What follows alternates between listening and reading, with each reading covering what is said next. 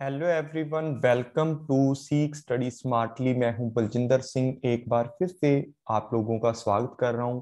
Dear friends, आज की जो हमारी क्लास रहने वाली है वो टीचिंग एप्टीट्यूड के MCQ, very very important MCQ के ऊपर रहने वाली है। हाँ जी, इन्हीं एमसीक्यू को करने से हमारा क्या होता है, जीआरएफ होगा।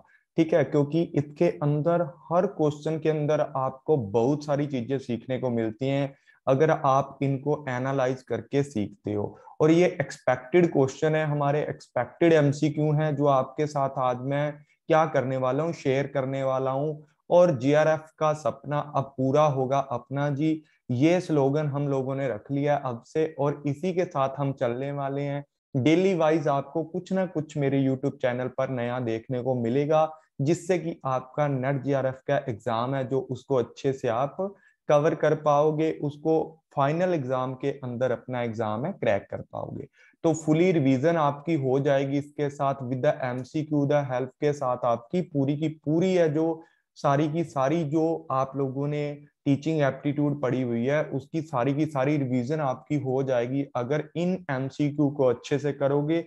वेरी वेरी इंपॉर्टेंट क्वेश्चन है, इन्हीं से जीआरएफ होने वाला है आप लोगों का। ऐसे क्वेश्चंस को आप लोग बार बार किया करो, इनके कंसेप्ट को पढ़ा करो, तभी आपको बेनिफिट होगा। 25 क्वेश्चन है एमसीक्यू आपके साथ शेयर करने वाला हूं, जिसमें से लास्ट के जो 2 क्वेश्चन होंगे या 3 क्वेश्चन होंगे, उन क्वेश्चनों का आप कमेंट के अंदर क्या कर सकते हो, आंसर कर सकते हो। दूसरी बात आपको बता देता हूँ डियर फ्रेंड्स, इसकी पीडीएफ है वो मेरे टेलीग्राम चैनल के ऊपर आपको मिल जाएगी, वहां से आप इसकी पीडीएफ है वो मतलब ले सकते हो। तो स्टार्ट करते हैं आज के हमारे एमसीक्यू हैं जो।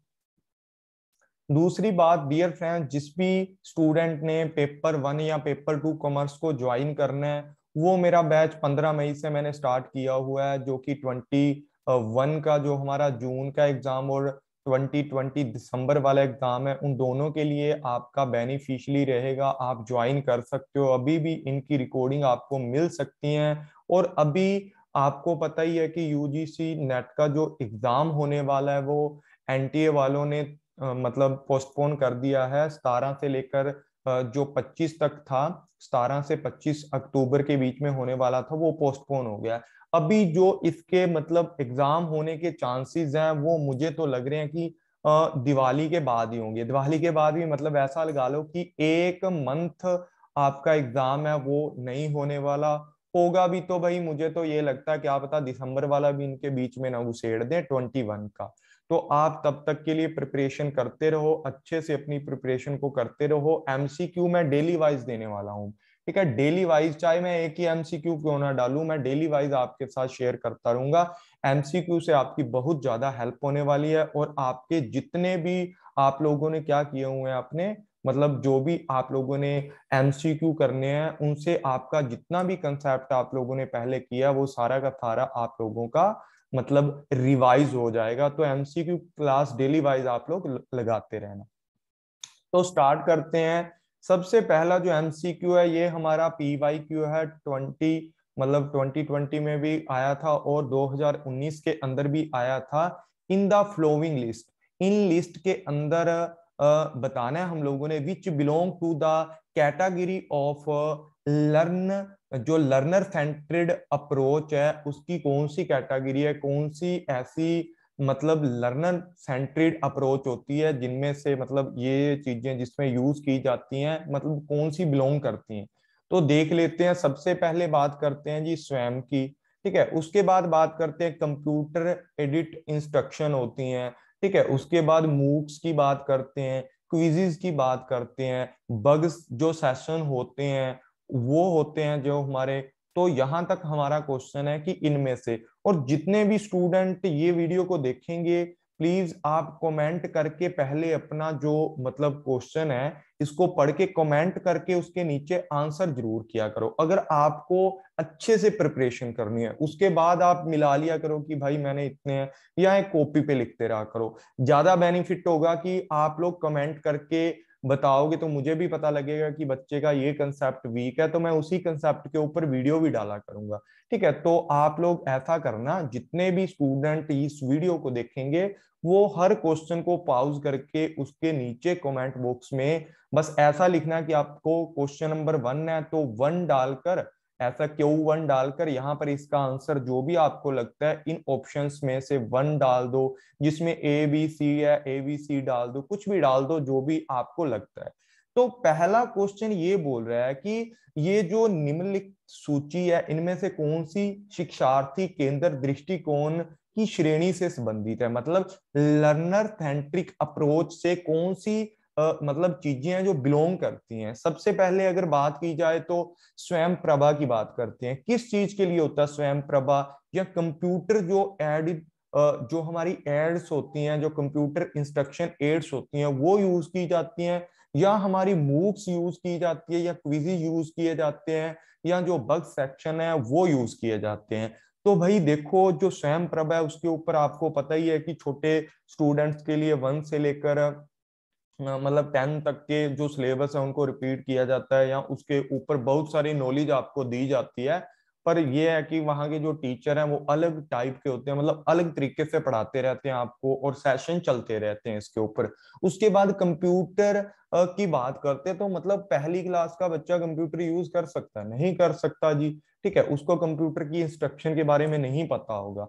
तो ये हमारा पहले वाला मतलब काफी हद तक सही लग रहा है, और दूसरे वाला जो बिल्कुल गलत लग रहा है। मूक्स क्या होता है? आपको पता है कि मूक्स का भी मैसिव ओपन लर्निंग वाला जो सिस्टम है हमारा, उसके अंदर भी क्या किया जाता है, छोटे स्टूडेंट्स के लिए या 10th स्टूडेंट तक उनके लिए क्या किया जाता है, स्टडी वगैरह करवाई जाती है। ठीक है, और क्विजीज हैं, ये तो छोटे बच्चों के लिए नहीं होते। छोटे बच्चों के लिए तो सारे के सारे क्या होते हैं, ओरल टेस्ट वगैरह ज्यादा दिए जाते हैं, क्विज वगैरह नहीं होते।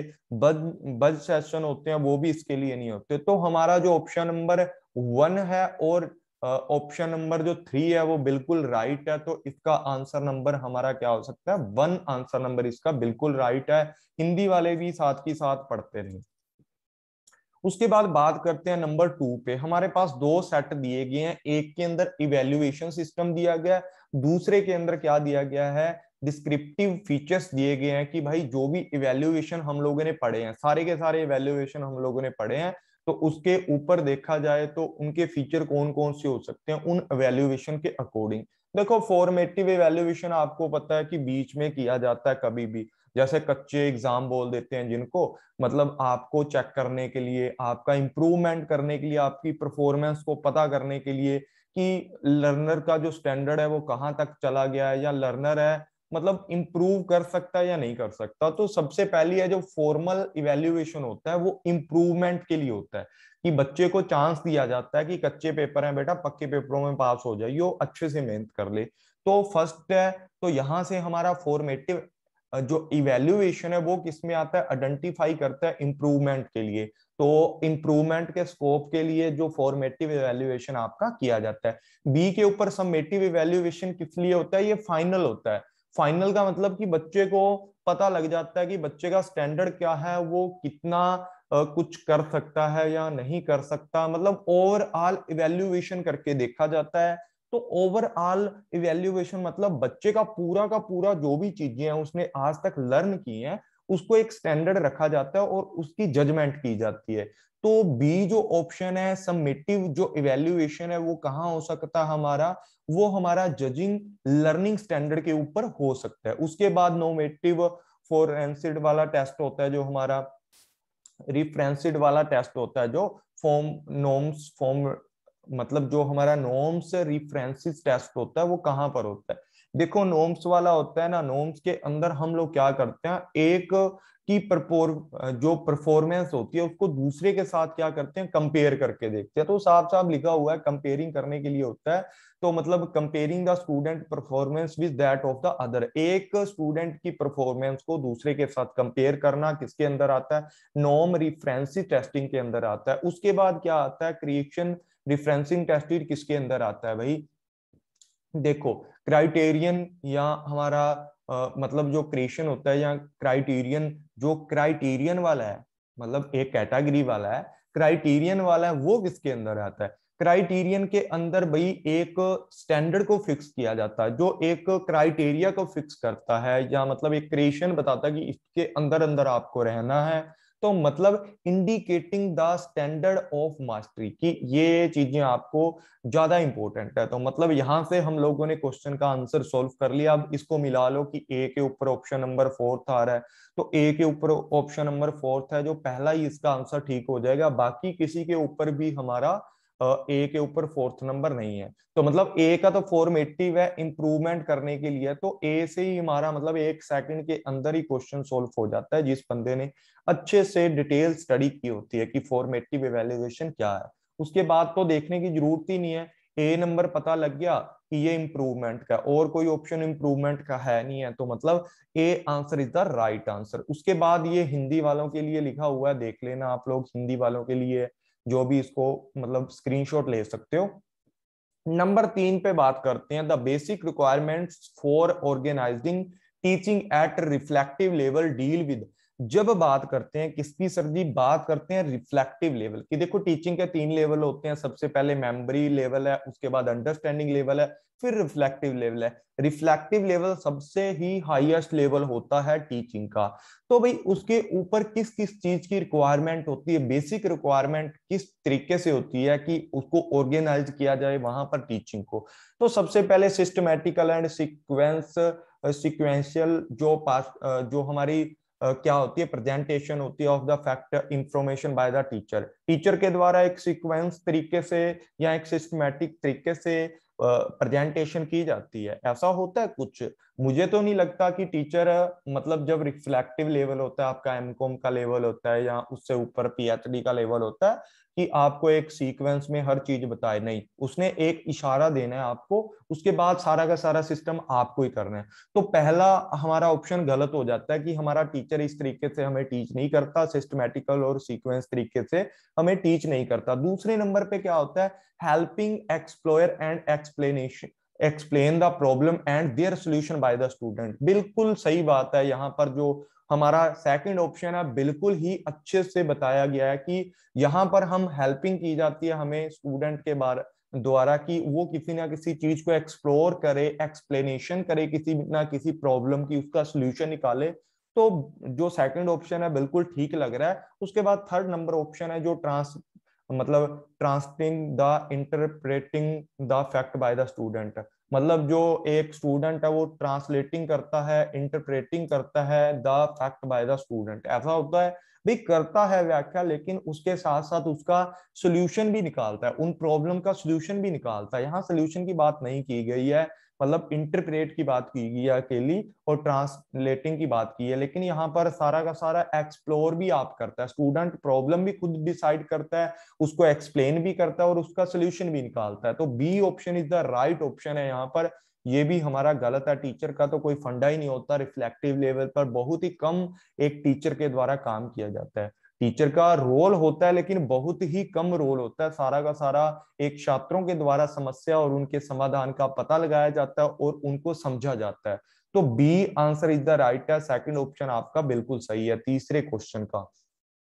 उसके बाद बात करते हैं, which of the following is the key teaching behaviour to make a teaching effective. भाई टीचिंग का जो बिहेवियर होता है उसको किस तरीके से इफेक्टिव बनाया जा सकता है, प्रभावी जो शिक्षा को प्रभावी बनाने के लिए निम्नलिखित में से कौन सा जो प्रमुख व्यवहार करना चाहिए एक मतलब टीचिंग के अंदर, या एक इफेक्टिव टीचर के द्वारा क्या मतलब किया जाना चाहिए, जिससे कि हमारा जो टीचिंग है वो उसके मतलब टीचिंग का बिहेवियर है उसको भी मतलब बदला जा सके और टीचिंग को इफेक्टिव भी बनाया जा सके। तो इसमें से कौन सा हमारा ऑप्शन राइट हो सकता है, टीचर्स है जो मतलब क्वेश्चन नंबर फोर्थ है जो इसके अंदर बोल रहा है कि जो शिक्षा है उसको प्रभावी बनाने के लिए कौन सा व्यवहार है जो टीचर के द्वारा अपनाना चाहिए। तो यहाँ पर ऑप्शन नंबर 1 जो दिया गया, टीचर्स कमेंट्स में to the purpose of organisation upcoming teaching process, आने वाली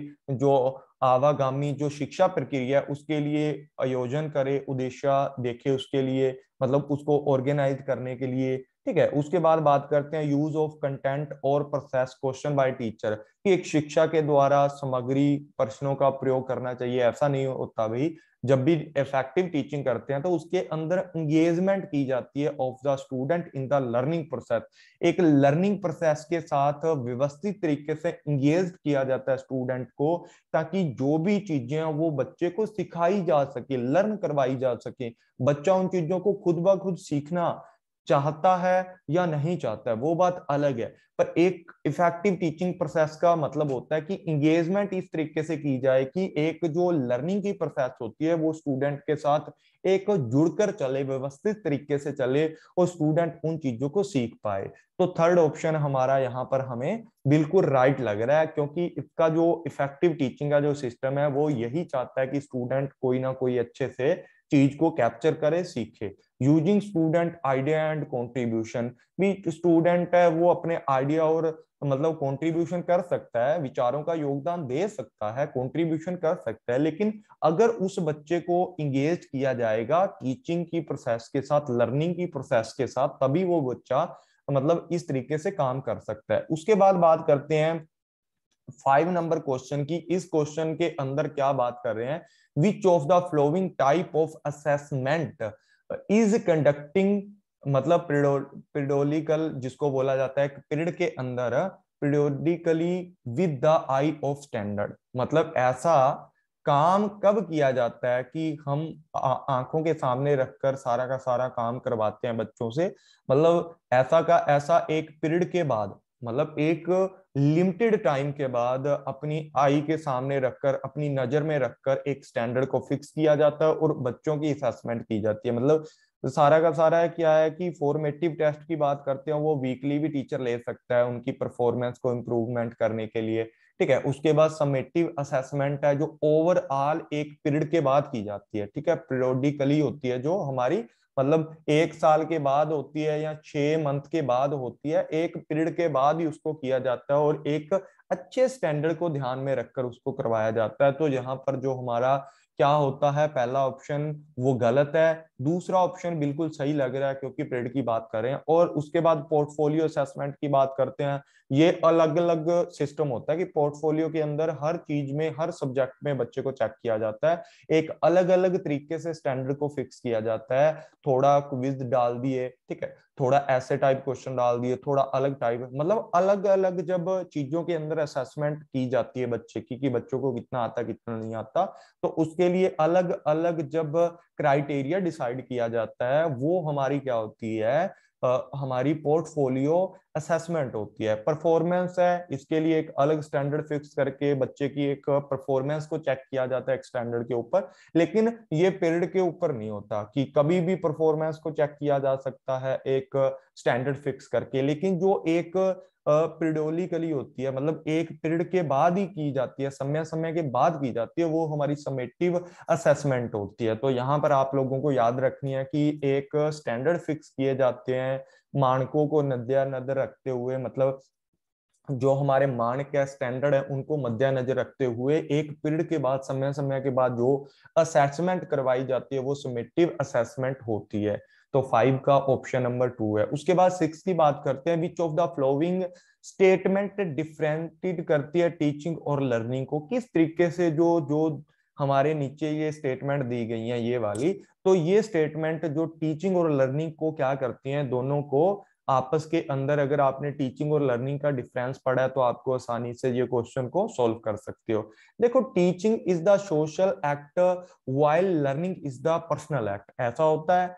तो देख लेते हैं कि टीचिंग और लर्निंग है वो आपस में किस तरीके से डिफरेंशिएट की जा सकती हैं। टीचिंग है सोशल एक्ट के द्वारा काम करती है और लर्निंग है जो पर्सनल एक्ट के द्वारा काम करती है, ठीक है। उसके बाद अगर बात की जाए, टीचिंग इंप्लाइज करती है लर्निंग को, लेकिन लर्निंग इंप्लाइज नहीं करती टीचिंग को, ठीक है। उसके बाद बात करते हैं किस चीज की, कि टीचिंग इंप्लाई करती है लर्निंग को। ऐसा होता है कि शिक्षा का तात्पर्य सीखना है, भाई ऐसा तो नहीं होता, शिक्षा का मतलब हमेशा सीखना नहीं हो सकता। शिक्षा का मतलब अब स्वयं प्रभा वाले भी तो नॉलेज दे रहे हैं, उनका मतलब सिखाना नहीं होता, उनका काम है सिलेबस पूरा करना। ठीक है, ऐसा नहीं होना चाहिए। टीचिंग है जो लर्निंग से कहीं बड़ी है, ठीक है ना। टीचिंग के अंदर लर्निंग के अलावा बहुत सारी और भी चीजें आती हैं जो हमारे सोशल एक्ट को क्या करती हैं, लाई करती हैं। ठीक है, उसके बाद बात करते हैं teaching is like selling while learning is like buying.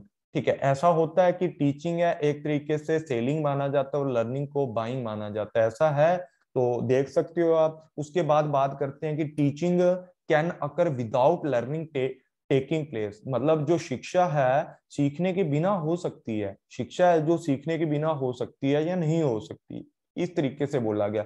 उसके बाद ई के अंदर बोला गया in teaching influence the directive toward learning and learner while in learning it is usually toward one self. तो देखा जाए कि जो शिक्षा है उसके अंदर मतलब सीखने को प्रभाव करने के लिए निर्देश दिए जाते हैं, जबकि जो हमारी लर्निंग होती है आमतौर पर एक मतलब वन सेल्फ के लिए यूज की जाती है, मतलब पर्सनल एक्ट के लिए यूज की जाती है। तो बिल्कुल सही बात है।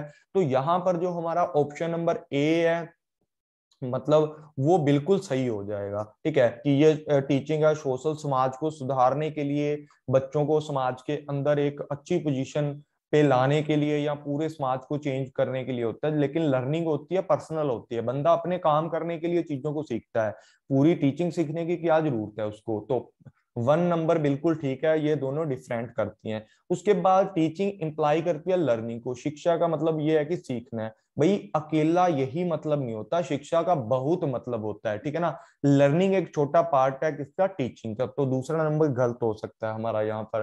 तीसरा number teaching is the like selling and learning is like the buying. ठीक है भाई, बिल्कुल जो टीचिंग है वो एक तरीके से सेल करती है, कोई चीज आपको देती है, और लर्निंग का मतलब है उस चीज को बाई करना, उसको अपने दिमाग में रखना, उसको सीखना। तो खरीदने के रूप में हो सकती है लर्निंग, और टीचिंग बेचने के रूप में हो सकती है।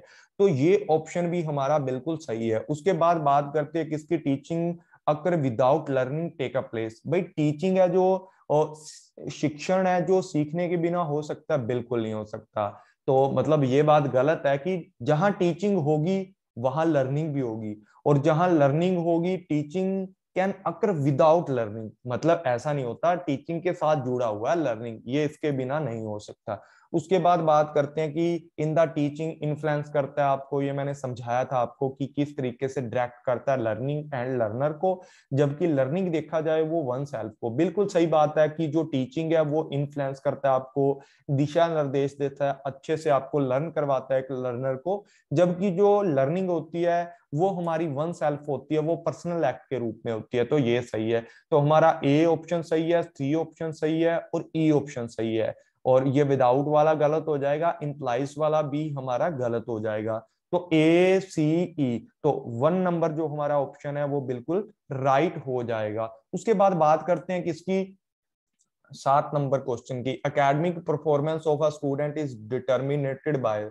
तो किस तरीके से जो हमारी शैक्षणिक प्रदर्शन है उसको किस तरीके से डिटर्मिनेट किया जा सकता है। तो इस तरीके से 4 ऑप्शन दिए हैं जो डिटर्मिनेट कर सकते हैं। देखो जो मैंने डिफरेंसेस वाला करवाया था उसके अंदर बिल्कुल अच्छे से ये चीजें आपको समझाई थी, जिसके अंदर स्टूडेंट के बारे में आपको बताया था ना। जो टीचिंग का लास्ट जो पेड क्लासेज है ना उनको पता होगा, लास्ट के अंदर मैंने यही करवाया था आपको, ये चैप्टर जिसके अंदर इंटेलिजेंस, मोटिवेशन है, फिजिक्स है, ठीक है, उसके अंदर साथ में जेंडर वगैरह वो सारी चीजें हैं।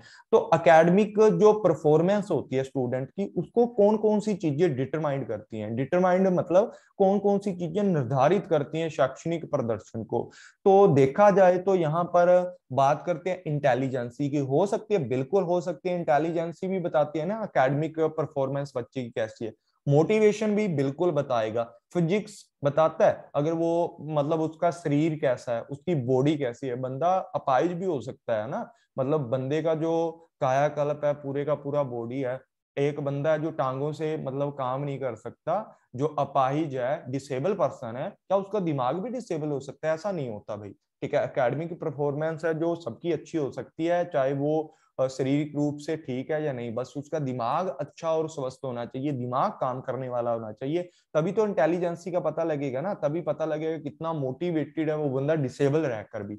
उसके बाद जेंडर की बात करते हैं, ये भी बात बिल्कुल गलत है। जेंडर लड़के और लड़कियां कोई भी एकेडमिक परफॉर्मेंस है जेंडर उसको डिसाइड नहीं कर सकता। एकेडमिक परफॉर्मेंस सबकी इक्वल हो सकती है, डिफरेंट हो सकती है, कुछ भी हो सकता है, ठीक है। लड़के लड़कियां आजकल एक दूसरे के मतलब कंपटीटर हैं, एक दूसरे से लड़कियां भी आ गई हैं, लड़के भी आ गए, ठीक है। उस तरीके से हम बोल सकते हैं कि जेंडर एकेडमिक परफॉर्मेंस है बिल्कुल डिसाइड नहीं कर सकता। तो यहाँ पर ए और बी ऑप्शन है बिल्कुल हमारे सही है। तो ए और बी कहाँ है, तो 1 नंबर का जो हमारा आंसर है वो बिल्कुल ठीक है, वो ए और बी इसके अंदर इंक्लूड है।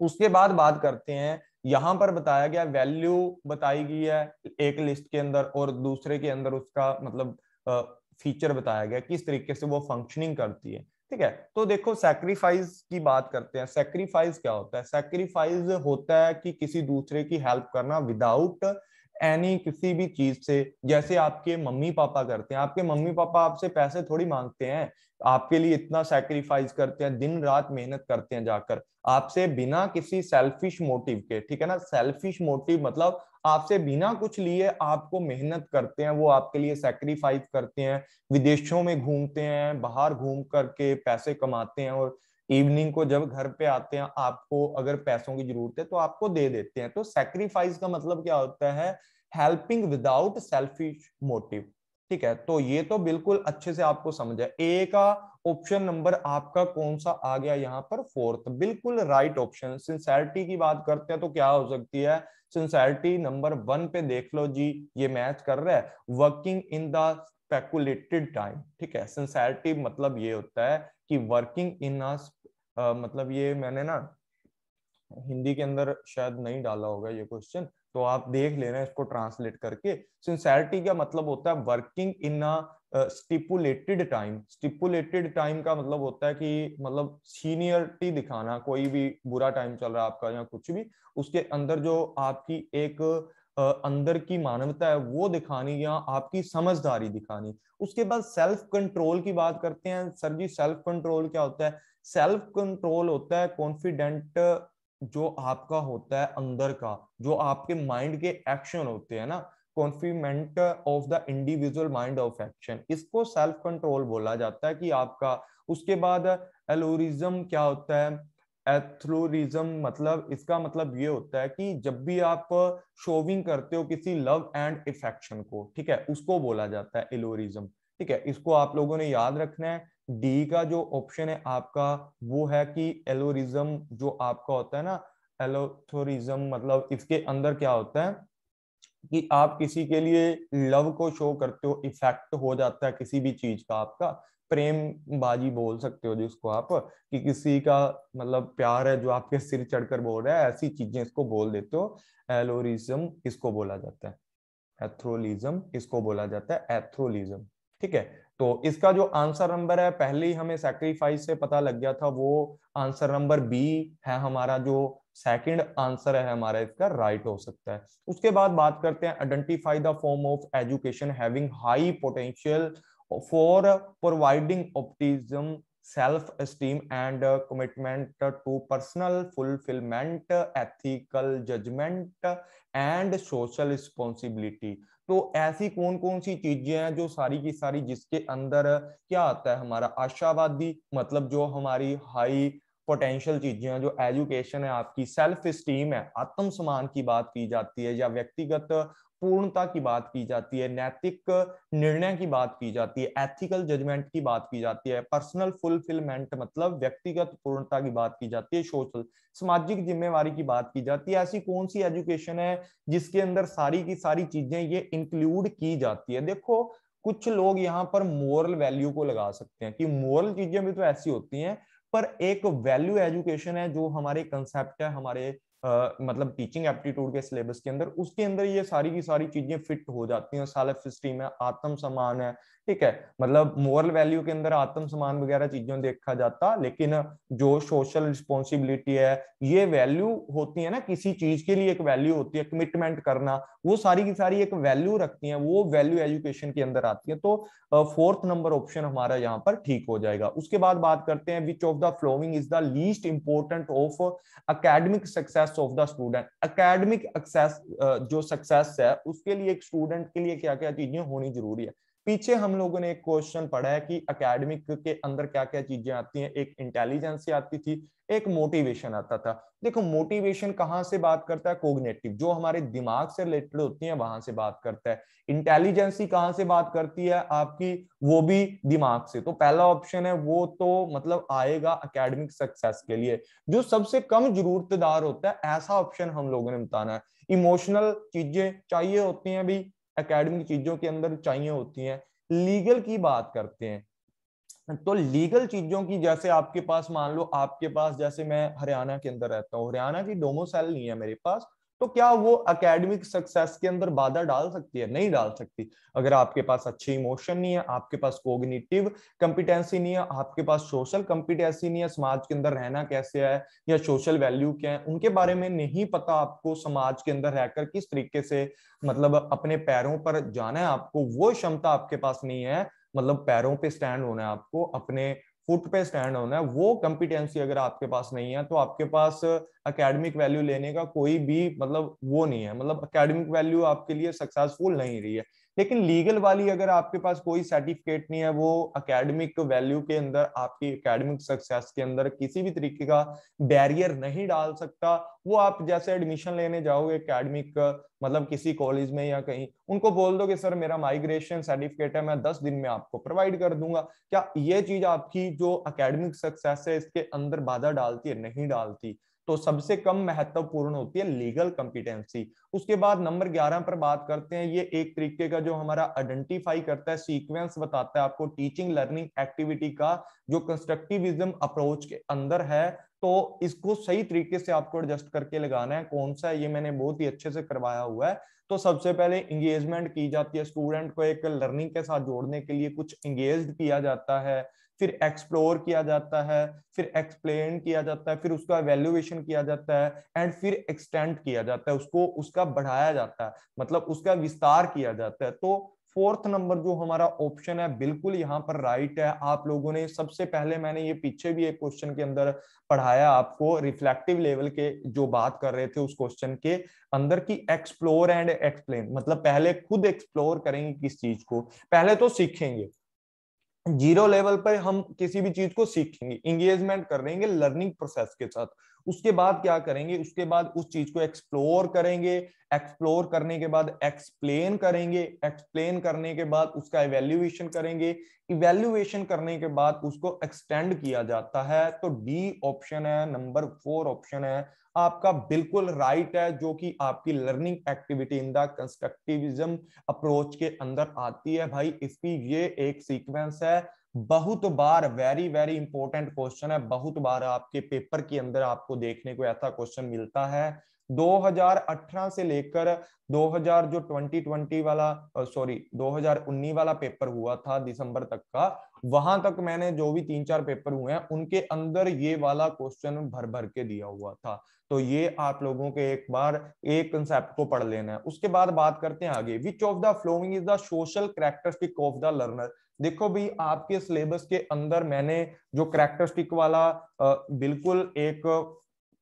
टीचिंग एप्टीट्यूड का सिलेबस है, उसके अंदर कैरेक्टरिस्टिक का भर भर के दिया हुआ है कि characteristic of adolescent learner and adult learner है, उसके अंदर academic, social, emotional and cognitive, उसके बाद इंडिविजुअल डिफरेंस दिए हैं। वो जो आपका बहुत ही ज्यादा इंपॉर्टेंट जो आपका क्या है, टीचिंग एप्टीट्यूड का जो एक बोल सकते हैं कि चैप्टर है, बहुत ही ज्यादा इंपॉर्टेंट है। तो आपको कैरेक्टरिस्टिक है वो बहुत करनी चाहिए, आपको अच्छे से पढ़नी चाहिए, क्योंकि इसके अंदर 4 तरीके की कैरेक्टरिस्टिक दे रखी है, एकेडमिक है, सोशल है, इमोशनल है एंड कोग्निटिव है। तो आप ध्यान रखना उस चीज का और उस तरीके से मतलब उसको अच्छे से प्रिपेयर करना, क्योंकि यहाँ से 1-2 क्वेश्चन आपके बनते हैं, मतलब मतलब ऐसा समझ लो कि 4 नंबर आपके बन जाते हैं, नहीं तो 2 नंबर तो पक्के ही पक्के हैं। और ये सारे के सारे PYQ के क्वेश्चन हैं जो आपकी हेल्प करेंगे आपके कंसेप्ट को समझने के लिए।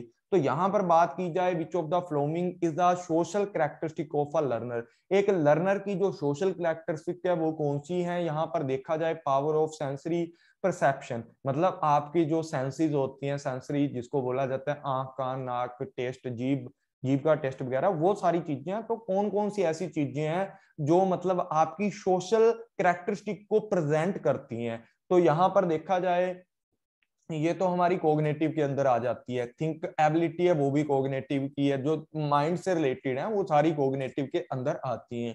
उसके बाद बात करते हैं पावर ऑफ सिंथेटिकल इमेजिनेशन, मतलब किसी चीज को तोड़ना।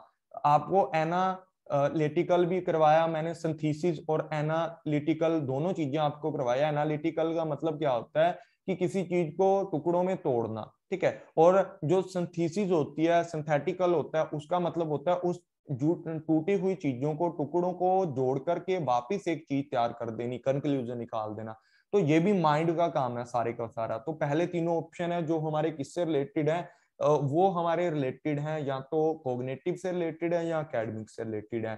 फोर्थ नंबर ऑप्शन है ability to the relate one with the other, समाज के अंदर रहकर ही हम क्या करते हैं, हम अपने आप को दूसरों के साथ जोड़ देते हैं, दूसरों के साथ जोड़ते हैं, रिलेट करते हैं, उनके साथ दोस्ती वगैरह करते हैं। वो सारा किसके अंदर आता है, social characteristic of a learner के अंदर इंक्लूड किया जाता है। नंबर 13 क्वेश्चन की बात करते हैं, the field of study which uses role playing stimulation and self evaluation as strategies for adult learner is knowing. ऐसा फील्ड बताओ, इनमें से ऐसा लेवल बताओ, जो मैंने आपको 3 फील्ड बताए हैं ना किसके, जहाँ लेवल करवा रखे हैं, पैडागोजिकल है, एंड्रागोजिकल है या एंथ्रोपोलॉजी है, या इनमें से ऐसा आप लोगों को बताना है जो हमारा किसके अंदर है, जिसके अंदर रोल प्लेइंग, स्टिमुलेशन है, सेल्फ वैल्यूएशन है, ये सारी चीजों को इंक्लूड किया जाता है। मतलब बंदा खुद से अपना सेल्फ इवेल्युएशन करने लग जाता है।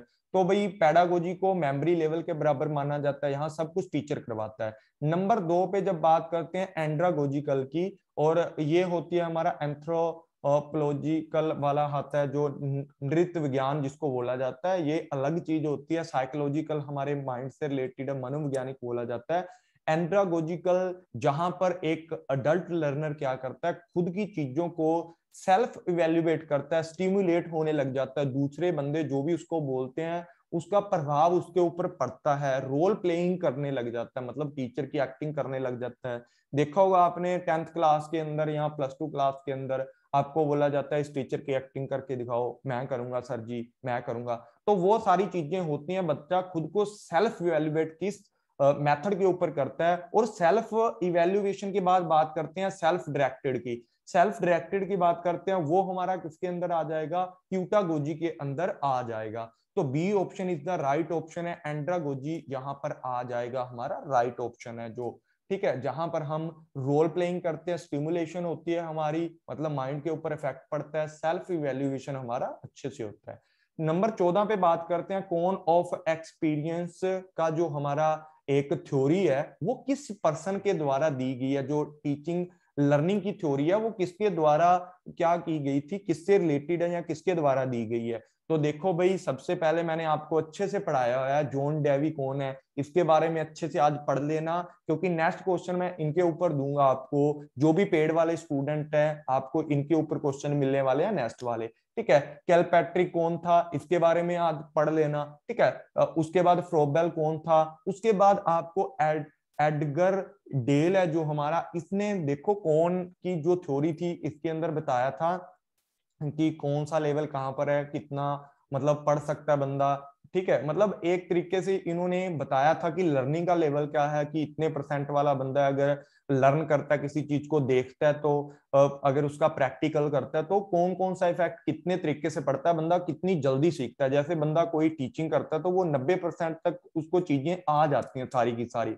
क्योंकि उसको पहले खुद पढ़ना पड़ता है, फिर बच्चों को पढ़ाता है, उसके बाद उनका रिवीजन करवाता है। तो 90% चीजें जो कहाँ से आपको आती हैं, जब आप उन चीजों को प्रैक्टिकली करते हो या एक टीच करना सीख लेते हो, उनको पूरे का पूरा एक डिलीवर करना सीख लेते हो। तो कौन का जो एक्सपीरियंस का लेवल बोलता है, मतलब इनका बोलता है कि जो एडगल डेल था, डेल ने ये सारे का सारा जो कौन का एक्सपीरियंस जो टीचिंग लर्निंग से रिलेटेड है, जो थ्योरी है, किसने दी है, एडगर डेल ने दी है। तो ये आप लोगों को याद रखना है, इंपॉर्टेंट क्वेश्चन आपका बनता है। उसके बाद 15 नंबर पे बात करते हैं, effective teaching is a function of. और इफेक्टिव टीचिंग के फंक्शन कौन कौन से हैं, इफेक्टिव टीचिंग है किस तरीके से काम करते हैं, उसके बारे में बताओ आप जरा। देखो इसके अंदर अगर बात की जाए तो सबसे पहले बात करते हैं effective teaching is a function of. Effective teaching के कौन कौन से फंक्शन हो सकते हैं। तो इफेक्टिव टीचिंग के अंदर देखा जाए, टीचर सेटिस्फेक्शन को देखा जाता है। अरे भाई टीचर क्या सेटिस्फेक्शन को देखेगा, टीचर ने तो अब कर लिया अपनी लाइफ में जो करना था उसने कर लिया है ना, उसको क्या सेटिस्फेक्शन की जरूरत है, उसको तो अपनी इनकम की सेटिस्फेक्शन की जरूरत हो सकती है कि मेरी इनकम और बढ़ जाए। तो टीचर की सेटिस्फेक्शन कोई मायने नहीं रखती किसके अंदर, इफेक्टिव टीचर टीचिंग के अंदर, क्योंकि टीचर को तो पता है कि यार मैंने पढ़ा दिया है, ठीक है। अब बच्चों की सेटिस्फेक्शन क्या है वो ज्यादा मैटर करती है, कि बच्चों को समझ में आया है या नहीं आया, वो चीजें ज्यादा यहाँ पर मैटर करती है। टीचर होनेस्ट हो, कमिटेड हो, ये चीजें मतलब हो सकती हैं, ये चीजें इफेक्टिव टीचिंग के अंदर बात कर सकती हैं, मतलब इफेक्ट करती हैं। ये एक इफेक्टिव टीचिंग के फंक्शन है या नहीं। देखो यार, टीचर को प्रॉब्लम भी हो सकती है, ठीक है, टीचर की तबीयत खराब हो सकती है, उसने जो कमिट किया है उसको पूरा नहीं कर पाता कई बार, या हुनेस्टी है, हुनेस्ट हो ना हो कोई चक्कर वाली बात नहीं है। नॉलेज होनी चाहिए एक टीचर को, वो आपको सब्जेक्ट की नॉलेज किस तरीके से दे रहा है वो ज्यादा बात मैटर करती है। Teacher making student learn and understand. Teacher का मेन मकसद क्या होना चाहिए, स्टूडेंट को लर्न करवाए, उनको लर्न के कैपेबल बनाए और उनको समझे, बच्चों को समझाए अच्छे से, उनको लर्न करवाए, उनको अंडरस्टैंड करे, तभी एक जो इफेक्टिव टीचिंग है वो अच्छी रहेगी। तो सी ऑप्शन मेरे को बहुत ही अच्छा लगा यहाँ पर। उसके बाद बात करते हैं टीचर्स लाइक फॉर प्रोफेशनल। अरे भाई, प्रोफेशनल एक्सीलेंस की बात तो होती नहीं यहाँ पर, कि एक टीचर जो प्रोफेशन है उसका, ठीक है भाई प्रोफेशन है, पर इफेक्टिव टीचिंग है वो ना भी करवा सके तो भी चलता है। प्रोफेशन एक अलग चीज बनती है, लेकिन इफेक्टिव टीचिंग है वो एक अलग चीज बन जाती है, जहां पर एक स्टूडेंट की लर्निंग और अंडरस्टैंडिंग या स्टूडेंट के बिहेवियर को चेंज करने की बात की जाती है, वो इफेक्टिव टीचिंग के अंदर बात की जाती है। C option is the right answer है यहाँ पर। उसके बाद बात करते हैं 16 नंबर की, the most appropriate meaning of learning. यहां पर मैंने पीछे आपको बताया कि मोस्ट अप्रोप्रिएट मीनिंग क्या हो सकता है। देखो, एक्वायर ऑफ स्किल, स्किल को एक्वायर करना क्या एक लर्निंग है, या लर्निंग के लिए अच्छा ऑप्शन है भाई, है बिल्कुल, स्किल को एक्वायर करना। लेकिन यहाँ पर सबसे अच्छा ऑप्शन कौन सा होना चाहिए वो हम लोगों ने बताना है, मोस्ट अप्रोप्रिएट। देखो यहाँ पर कोई भी ऑप्शन यहाँ गलत नहीं है, सही बात बोलूं तो कोई भी ऑप्शन यहाँ पर गलत नहीं है। टीचिंग के अंदर ये थोड़ा सा अलग है ऑप्शन, इसको मान सकते हो कि पर्सनल एडजस्टमेंट वो गलत नहीं है ये भी, क्योंकि जो हमारी लर्निंग होती है वो पर्सनल एक्ट के लिए यूज की जाती है, मैंने पीछे आपको क्वेश्चंस के अंदर पढ़ाया अभी। और जो हमारी टीचिंग होती है वो सोशल एक्ट के लिए यूज की जाती है। लेकिन यहाँ पर कोई भी ऑप्शन मेरे हिसाब से गलत नहीं है और यूजीसी के हिसाब से गलत नहीं है। तभी हम बोलते हैं कि यार सारे ऑप्शन ठीक दिए हैं, कौन सा ऑप्शन टिक किया जाए। देखो, लर्निंग का मेन जो मकसद होता है वो होता है बिहेवियर को मॉडिफिकेशन करना, बिहेवियर के अंदर चेंजिंग लाना, बच्चा सीख जाए उस चीज को, उसका बिहेवियर जिस तरीके से एक टीचर चाहता है वैसा उसका बिहेवियर करके उसके अंदर अच्छी अच्छी चीजें डाली जाएं ताकि वो बच्चा सक्सेस हो जाए। तो मॉडिफिकेशन ऑफ बिहेवियर यहाँ पर राइट आंसर है, बिल्कुल राइट आंसर है। एक्वाजिशन ऑफ स्किल है, ये एक पर्सनल काम के लिए होती है। लेकिन जब बात करते हैं ना लर्निंग की, लर्निंग का मतलब ये होता है कि पूरा बिहेवियर उसका चेंज कर देना, उसके बिहेवियर को स्किल बना देना। पर्सनल एडजस्टमेंट है ये भी हो सकता है, लेकिन जो मेन ऑप्शन है हमारा व्यवहार का संशोधन, बिल्कुल राइट आंसर यहाँ पर होगा। उसके बाद बात करते हैं 17 नंबर पर, what are the characteristic of adult that encouraged and andragogy. जो हमारा है, आपको मैंने बताया कि इसके अंदर कौन कौन सी कैरेक्टरिस्टिक है जो एंड्रागोजिकल के अंदर क्या की जाती हैं, ज्यादा से ज्यादा कैरेक्टरिस्टिक है जो अडल्ट को क्या करती हैं, एनकरेज करती हैं। तो कैसी विशेषताएं होती हैं एंड्रागोजी के अंदर देख लेते हैं। सेल्फ डायरेक्टेड की बात करते हैं, मतलब देखो सेल्फ इवैल्यूएशन की बात आती है या सेल्फ डायरेक्टेड की बात आती है, ये बात आप लोगों को याद रखनी है। देखो जब बात करते हैं सेल्फ डायरेक्टेड की, तो मतलब वो बंदा खुद सेल्फ को डायरेक्ट कर रहा है, बिल्कुल कर रहा है, तो यहाँ पर आ जाएगा सेल्फ डायरेक्टेड आ जाएगा एंड्रागोजी के अंदर। इस चीज को भी तो इंक्लूड करता है ना, क्यों करता है, क्योंकि हमने इस लेवल के बाद एंड्रागोजी के बाद हमने कहाँ जाना है, ह्यूटागोजी में जाना है, तो बच्चे को सेल्फ डायरेक्टेड बनाना पड़ेगा, अभी से बनाना पड़ेगा।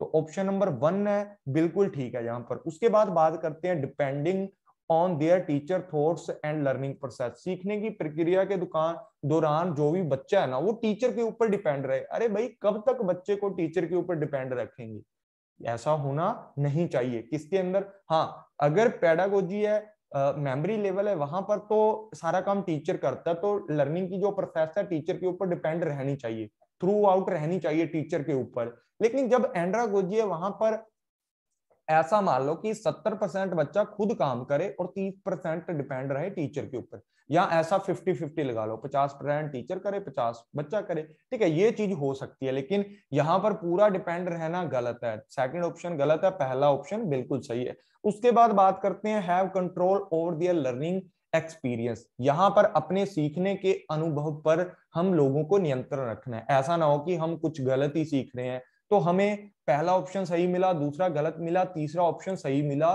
कि हमें जो सीख रहे हैं जो चीजें उसके ऊपर हम लोगों को थोड़ा भाई क्या रखना चाहिए, कंट्रोल रखना चाहिए, ताकि हम लोग अच्छी अच्छी चीजें सीखें, गलत चीजें। जैसे ऐसा होता है ना कि जब हम मतलब ग्रेजुएशन कर रहे होते हैं, जब पीजी कर रहे होते हैं, उस टाइम पर हमें बहुत सारी ऐसी चीजें मिलती हैं कि हम गलत चीजों, आज के टाइम पे जैसे लोग नशा करने लग जाते हैं बच्चे, तो वो चीजों पर कंट्रोल होना चाहिए। लर्निंग एक्सपीरियंस ऐसा होना चाहिए कि हमें अच्छी चीजें सीखनी है सारी की सारी। उसके बाद बात करते हैं responsible for the their own learning, मतलब अपने स्वयं के सीखने के लिए बंदा स्वयं जिम्मेदार है। मतलब अब हम अपनी मन मर्जियां करते हैं जब कब आ जाते हैं कॉलेज लेवल पे, ग्रेजुएशन पे, पोस्ट ग्रेजुएशन पे, अपनी मन मर्जियां करते हैं, अपने दोस्तों के साथ पार्टी करते हैं देर रात तक, नाइट तक, वहां हम ड्रिंक करते हैं, तो वो चीजों पर कंट्रोल रखना है। साथ ही साथ जो चीजें हम लोगों ने गलत लोगों से सीखी हैं, वो अपने मम्मी पापा ने नहीं सिखाई, ना ही अपने टीचर ने वो चीज हमें बोला था कि ये ऐसा बिहेवियर करो, हम लोगों ने खुद वैसी चीजें सीखी हैं। तो हमारी जो लर्निंग होती है ना, वो हम स्वयं जिम्मेदार होते हैं उस चीज के लिए। कहां पर, एंड्रागोजिकल लेवल के ऊपर, जो सेकंड लेवल अंडरस्टैंडिंग लेवल माना जाता है, क्योंकि हम उस चीज को वैसा ही समझ रहे हैं, ठीक है। Mostly motivated by the external factor, यहां पर ऐसा नहीं होता कि मोस्टली नहीं होता, ठीक है, एक्सटर्नल के द्वारा नहीं होता, बंदा खुद इंटरनल से होता है। जो पेडागोजी है वो सारा का सारा मोस्टली ज्यादातर बाहरी जो एक्सटर्निक फैक्टर होते हैं वहां से हमारा प्रेरित होता है, मतलब एक्सटर्नल मोटिवेशन जो पेडागोजी के ऊपर होता है। एंड्रा और जो ह्यूटा, ह्यूटा के अंदर तो सारा का सारा इंट्रेंसिक फैक्टर होता है, यहाँ पर एक्सटर्नल फैक्टर यूज किए जाते हैं, वहां पर इंटरनल फैक्टर यूज किए जाते हैं। तो ये गलत है हमारा। अवॉइडिंग द कौन, जो हमारी कॉन्सिक्वेंस ऑफ फेलियर है, मतलब बार बार जो असफलता के परिणाम है उससे बच्चा अवॉइड करना। ऐसा नहीं होना चाहिए कि एक बार बच्चा फेल हो गया तो दूसरी बार क्या करे। अरे भाई उस चीज को अवॉइड करो ना, जो आप एक सीक्वेंस में चीजों को यूज करे जा रहे हो, यूज करे जा रहे हो, ऐसी चीजें गलत है ना। सीक्वेंस में फॉलो करोगे तो कभी पास ही नहीं हो पाओगे। तो अपनी गलतियां पकड़ के खुद को सेल्फ डायरेक्ट करना, तो पहला ऑप्शन ठीक है बिल्कुल। उसके बाद तीसरे नंबर वाला ठीक है, चौथे वाला ठीक है, दूसरा भी गलत है, पांचवा भी गलत है, छठा भी गलत है। तो 1/3/4 कौन सा आंसर है हमारा 17 नंबर का? ए आंसर बिल्कुल राइट है, 1/3/4 आंसर इसके अंदर बिल्कुल राइट है, ए ऑप्शन बिल्कुल सही है। उसके बाद बात करते हैं 18 नंबर की, डायग्नोस्टिक एवेल्युएशन किस तरीके से एसरटेन्स होता है, मतलब जो डायग्नोस्टिक एवेल्युएशन है उसके अंदर क्या क्या चीजें होती हैं। देखो डायग्नोस्टिक मैंने अच्छे से समझाया था आपको कि जैसे एक डॉक्टर डायग्नोस्ट करता है, जाते ही एक मरीज जो भी जाता है, पेशेंट जाता है उसके पास, उसके हालत देखता है भी इसको क्या रोग है क्या नहीं है, मतलब इसकी हालत कैसी है, ठीक है। तो क्या किया जाता है, उसकी जितनी भी वीकनेस है, उसकी जितनी भी उसके लिए नॉलेज है, प्रायर नॉलेज है, अभी पहले क्या बीमारी हुई थी आपको, क्या नहीं हुई थी, वो सारी चीजें पता करता है। तो भाई यहाँ पर स्ट्रेंथ वीकनेस देखी जाती है, डायग्नोस्ट किया जाता है। बी ऑप्शन बिल्कुल ठीक है। और बी किसके किसके अंदर आ रहा है?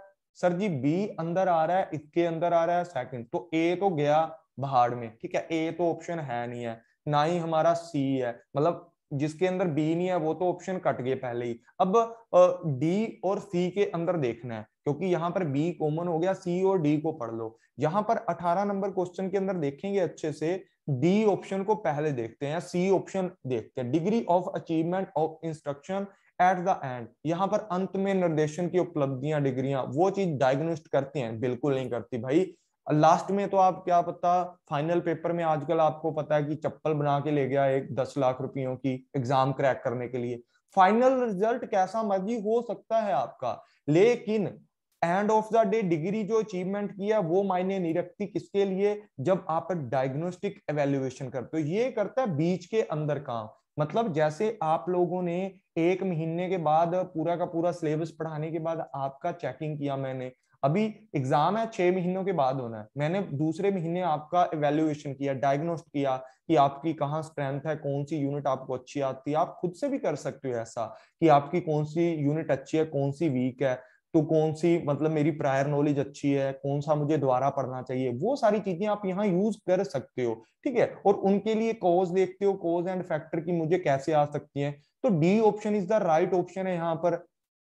और जो सेकंड ऑप्शन है, तो मतलब कौन सा ऑप्शन है? सेकंड ऑप्शन बिल्कुल राइट है, जहां पर क्योंकि यहाँ लास्ट के अचीवमेंट को नहीं देखा जाता।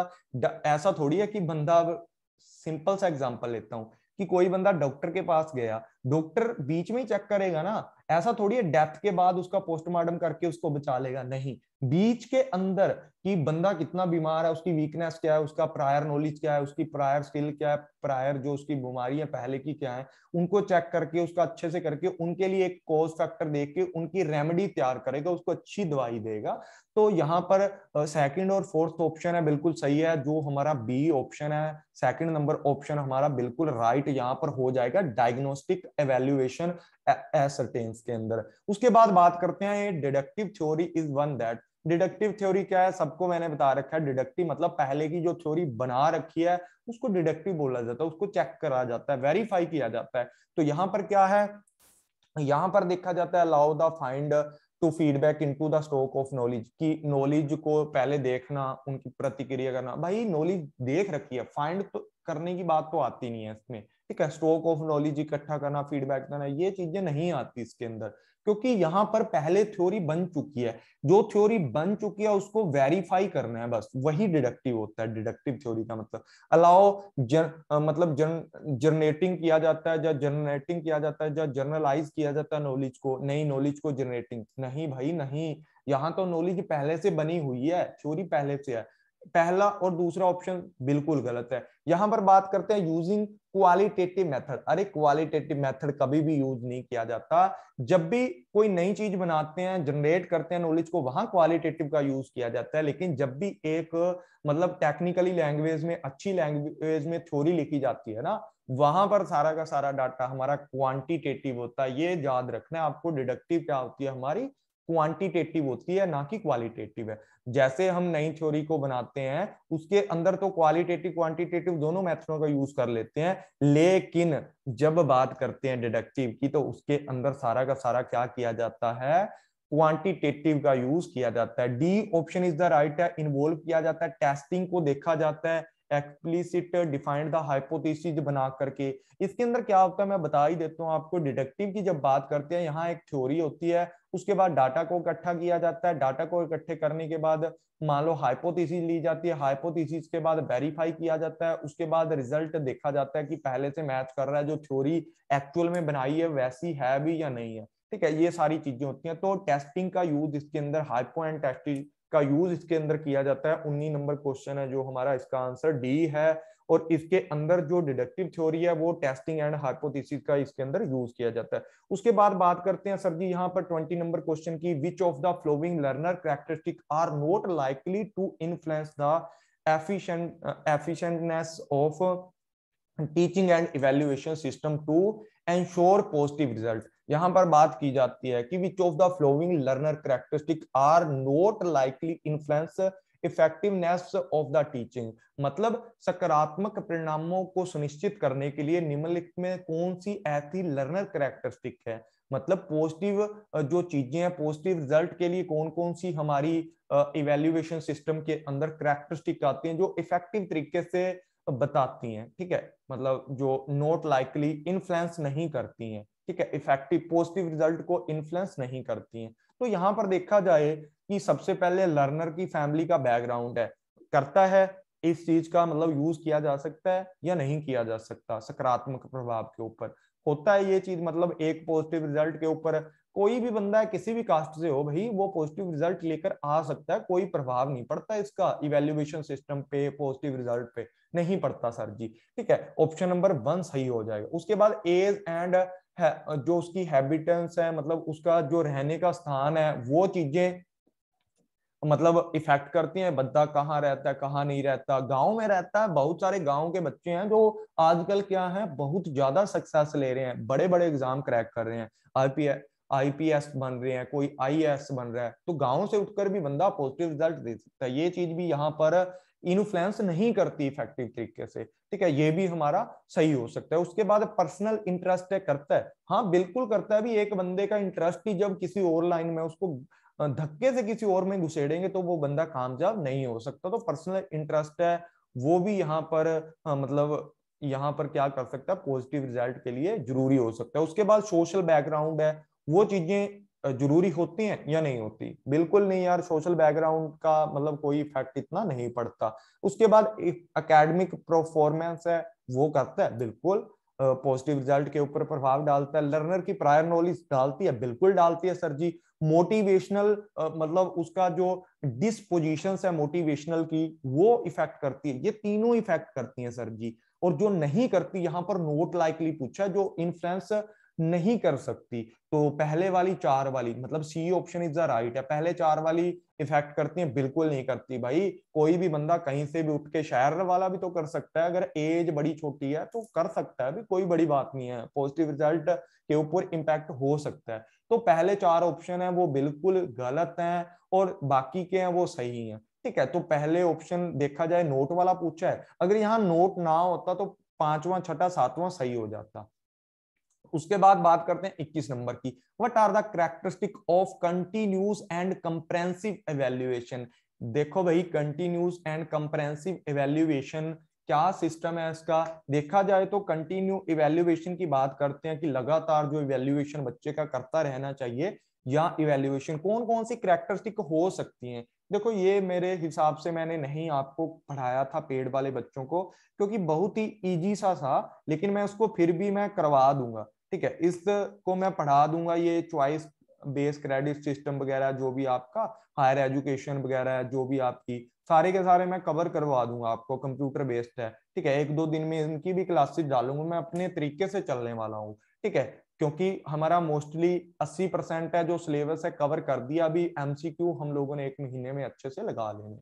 तो यहाँ पर देखा जाए कंटिन्यू एंड कंप्रेहेंसिव, कंप्रेहेंसिव मतलब डिटेल के अंदर, तो व्यापक एंड जो कंटिन्यूस इवैल्यूएशन है उसके अंदर कौन कौन सी कैरेक्टरिस्टिक होनी चाहिए।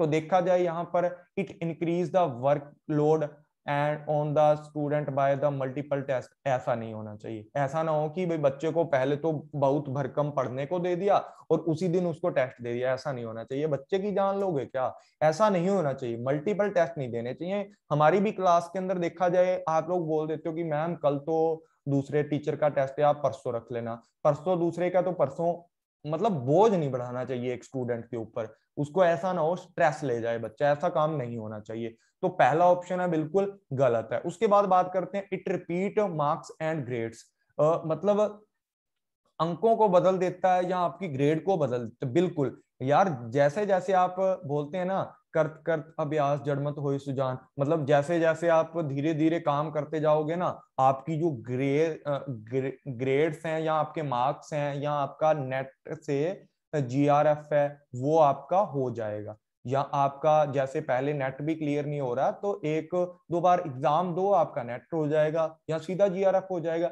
मतलब यहाँ पर आपको अभ्यास करना पड़ेगा, तो जो इवेल्युएशन है कंटिन्यू आपको अभ्यास करवाएगा, और कंप्रेहेंसिव जो इवेल्युएशन आपके लिए हेल्प करेगा, आपके मार्क्स और ग्रेड को अपडेट करेगा।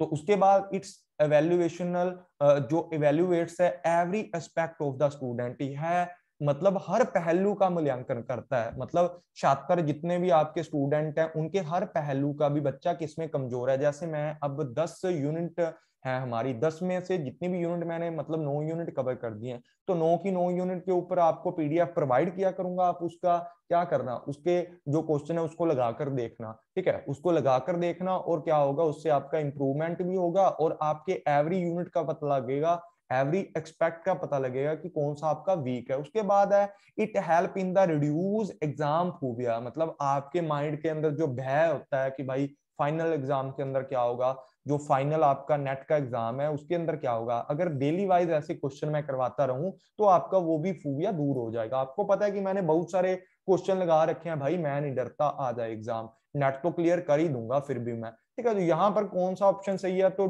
पहले वाला वर्कलोड वाला गलत है, तो ए ऑप्शन गलत है, बाकी तीन सही हैं। तो तीन किसके अंदर आते हैं, देखो ए गलत है, ये दोनों कट गए, इसके अंदर दो ही दे रखे हैं, तो 4 नंबर ऑप्शन है आपका बिल्कुल राइट हो जाएगा, बी और सी और डी। मतलब ये ग्रेड और मार्क को रिप्लेसमेंट वाला और आपके स्टूडेंट की एवरी एस्पेक्ट की जो इवेल्युएशन कर देता है ये, या आपकी एग्जाम टाइम का जो फोबिया उसको दूर कर देता है।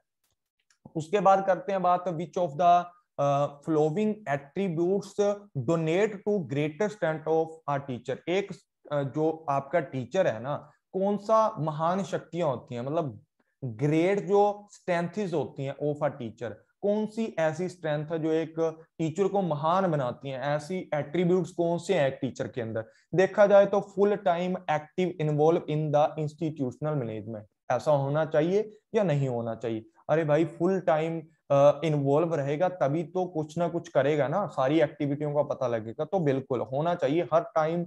एनटीए एग्जाम अगर आप दे रहे हो तो आपको हर एक्टिविटी नोट करनी चाहिए। उसी तरीके एक टीचर अगर पढ़ा रहा है तो उसको हर एक्टिविटी इन्वॉल्व करनी चाहिए, अपने साथ जो मैनेजमेंट है उसके साथ शेयर करनी चाहिए, उनके साथ संबंध रखना चाहिए बिल्कुल।